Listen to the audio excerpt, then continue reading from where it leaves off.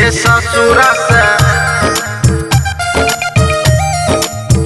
भेज दी है कफन हमारा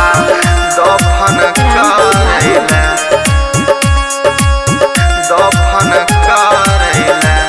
गे ससुरा से भेज दी है कफन हमारा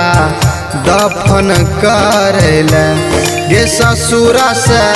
भेज दी है कफन हमारा दफन करेला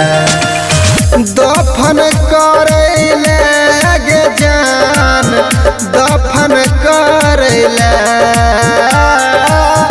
दफन करेला गे जान दफन करेला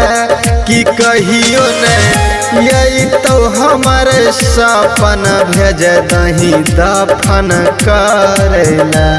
कि ससुरा से भेज दी है कफन हमारा दफन करेला गे ससुरा से भेज दी है कफन हमारा दफन करेला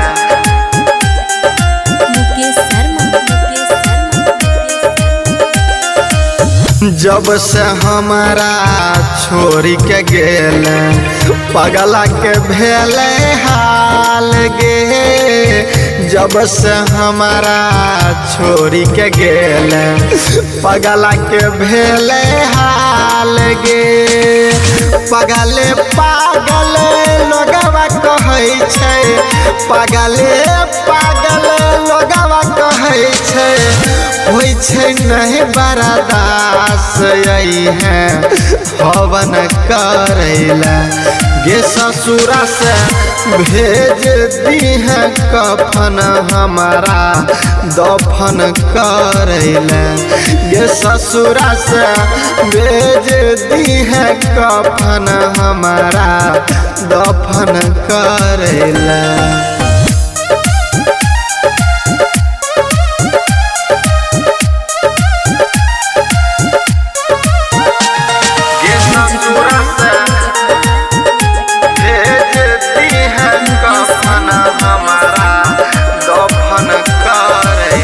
करी करी याद गे जानू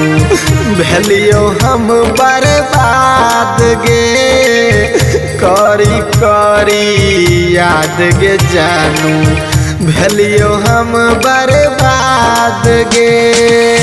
परवीन प्यारे लाल शिवम कहो परवीन प्यारे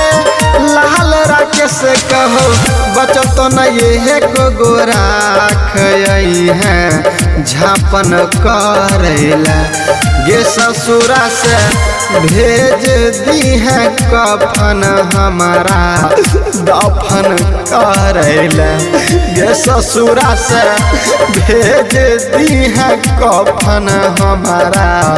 दफन करेला आर के रिकॉर्डिंग स्टूडियो धनसपुर डी।